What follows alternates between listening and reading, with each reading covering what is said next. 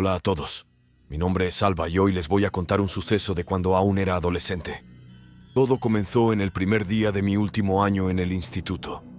Un chico nuevo se sentó a mi lado en clase. Parecía amable y empezamos a charlar un poco durante los descansos. Inicialmente todo parecía normal, pero las cosas no tardaron en cambiar. A medida que avanzaban las semanas, comenzó a actuar de manera extraña. Empezó a visitar mi casillero con frecuencia. La primera vez, solo pidió mi número de teléfono. No vi nada raro en ello, así que se lo di. Pero después, él comenzó a mandarme mensajes constantemente. Cuando no respondía inmediatamente, se mostraba molesto.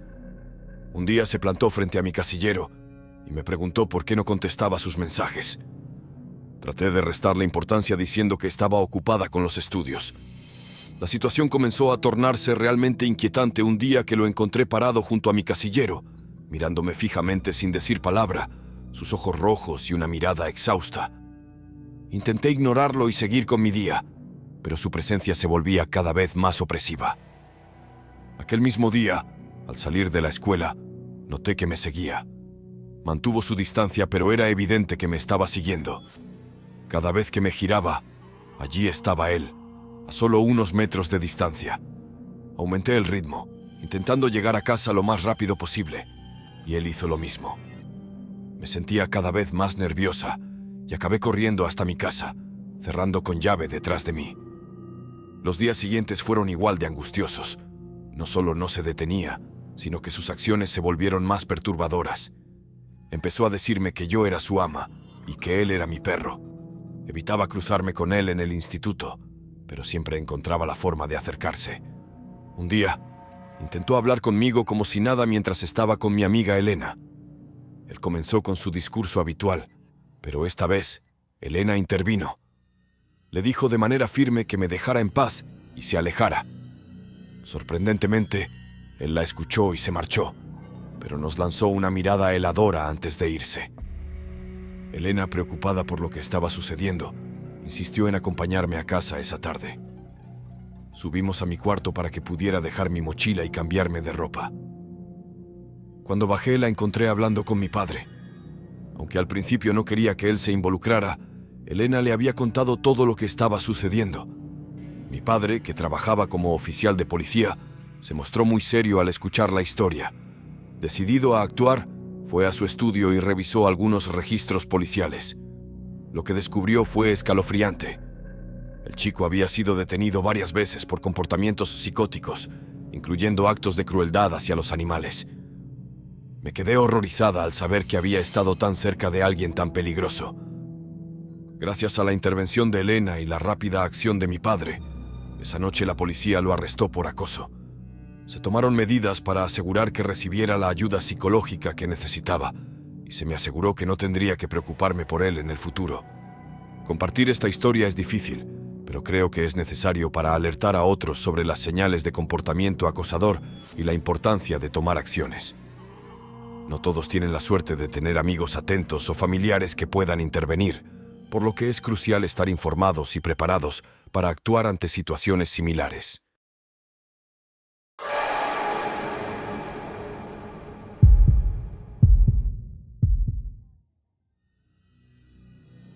Durante mi último año de instituto en un pequeño pueblo donde el fútbol americano era el centro de la vida social, viví una serie de eventos inquietantes que aún resuenan en mi memoria. El instituto bullía con energía, en gran parte debido al éxito de nuestro equipo de fútbol, lo cual era una grata distracción en nuestro tranquilo y aislado pueblo. Era un viernes frío de otoño, y como todos los viernes de temporada, se palpaba la anticipación por el partido nocturno. Cansados de una clase electiva que ofrecía poco más que un lugar para socializar, mi amigo Leo y yo planeábamos sacar el máximo provecho de la noche, sin importar el resultado del juego. Leo, con su encanto característico, convenció a Carmen y Elena, dos amigas cercanas, de unirse a nuestra pequeña aventura. Todo quedó arreglado, y tras la clase, nos dirigimos al partido. Tras dejar mis libros en casa, Leo pasó a recogerme, y luego fuimos por Carmen y Elena. Nos dirigimos al estacionamiento trasero de la escuela, un lugar conocido por su proximidad a un área boscosa y por ser un buen punto para tener algo de privacidad. Allí, con cierta cautela, mezclamos bebidas alcohólicas con agua en botellas para llevarlas sin llamar la atención a las gradas. Conseguimos llegar temprano y ocupar asientos privilegiados en la parte alta de las gradas, desde donde teníamos una vista perfecta del campo. La noche avanzaba y, a medida que nuestro equipo perdía terreno, nuestra atención se desviaba del juego a la diversión. Decidimos quedarnos en el campo tras el partido, disfrutando del silencio y la oscuridad que ofrecía la noche cerrada. Cuando la oscuridad se volvió casi total, solo rota por la luz de la luna, sugerí una pequeña aventura: explorar el misterioso bosque adyacente. A pesar de las reticencias iniciales, la curiosidad venció a Carmen y Elena, y todos nos adentramos en el bosque, siguiendo un sendero que muchos estudiantes habían explorado en busca de un rincón secreto. Queriendo añadir un poco más de emoción a la noche, Leo y yo decidimos adelantarnos y escondernos para darles un susto a Carmen y Elena. Nos adentramos rápidamente en el bosque y nos ocultamos detrás de unos árboles grandes. Sin embargo, mientras esperábamos, una figura alta y oscura emergió entre los árboles, apenas iluminada por la luna. De repente, una voz femenina, clara y firme, resonó en el silencio. «Este no es lugar para ustedes». Nos quedamos paralizados al ver que la figura parecía crecer y acercarse sin mover sus piernas. El miedo nos invadió y, sin pensarlo, corrimos de vuelta hacia donde habíamos dejado a Carmen y Elena. Juntos corrimos hacia el coche, escapando del bosque lo más rápido que pudimos. De vuelta en el coche, y con los nervios aún a flor de piel, compartimos lo sucedido. Decidimos ir a la casa de Leo para calmar los ánimos y tratar de olvidar el encuentro. Pasamos el resto de la noche discutiendo sobre lo que podría haber sido aquella figura, sin llegar a ninguna conclusión clara. El verano siguiente, mientras trabajaba como conserje en el instituto, los recuerdos de esa noche seguían persiguiéndome. Una tarde, mientras cortaba el césped del patio central, vi a una mujer mayor mirando desde una ventana del segundo piso. Intrigado y algo nervioso, subí a investigar quién podría ser, pero al llegar al aula desde donde creía haberla visto, me encontré con que estaba vacía. Los días subsiguientes, la sensación de una presencia inexplicable se hizo más fuerte, especialmente cerca del pasillo de matemáticas. Oía susurros y voces provenientes de las aulas vacías. Convencido de que algo o alguien me estaba observando, decidí llevar una grabadora para captar cualquier sonido o voz. Un día, mientras revisaba las grabaciones, claramente escuché una voz que me llamaba.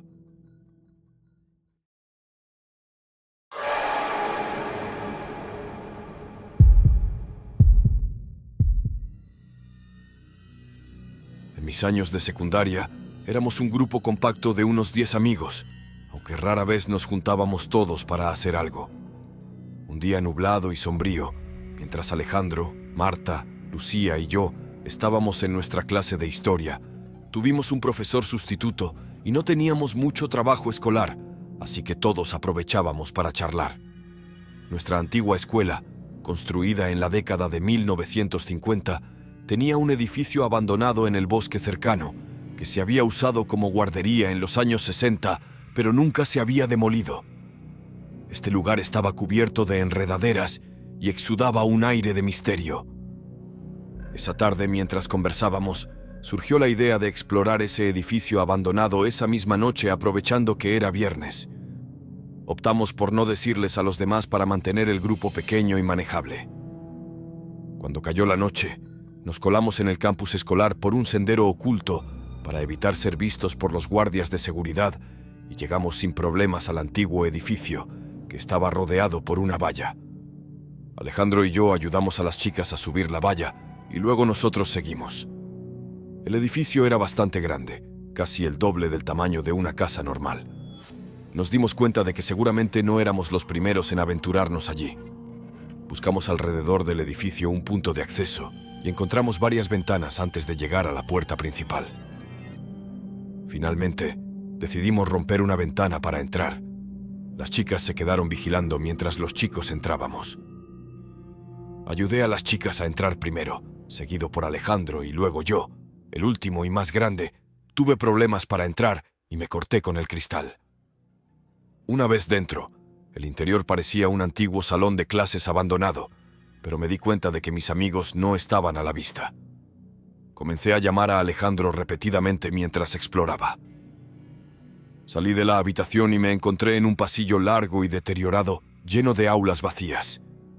Confundido por la rápida desaparición de mis amigos, empecé a buscarlos llamándolos en voz alta sin obtener respuesta. Finalmente encontré a Alejandro en una de las aulas, de pie mirando por la ventana. Le pregunté qué estaba haciendo y por qué no me había esperado, pero apenas me miró. Llamé a las chicas nuevamente y en ese momento escuché un fuerte ruido al final del pasillo. Avancé entre los escombros escolares y llegué a una aula al final del corredor. Al asomarme, alguien saltó frente a mí y gritó, dándome un susto de muerte. Era Alejandro, y Marta y Lucía salieron detrás de él, riéndose a carcajadas. Me explicaron que habían decidido esconderse para asustarme. Aunque estábamos entre risas, la tensión aumentó cuando recordé que había visto otra figura en una aula diferente. Les indiqué que me siguieran de vuelta a esa aula, pero al llegar, estaba vacía. Entonces, uno de nosotros vio a alguien detrás de la puerta, su rostro presionado entre las grietas. Las chicas gritaron. Alejandro exclamó que era hora de irnos. Nos apresuramos a salir por la ventana por la que habíamos entrado. Yo fui el último en salir, temeroso de que alguien me agarrara de las piernas, pero afortunadamente eso no ocurrió. Saltamos la valla y corrimos de regreso a casa de Lucía. Reflexionamos sobre cómo ese hombre había entrado si la puerta estaba cerrada y la ventana que rompimos era la única apertura. Lo contamos a los demás y los rumores sobre el edificio se propagaron rápidamente, aunque decidimos que nunca más volveríamos a acercarnos a ese lugar.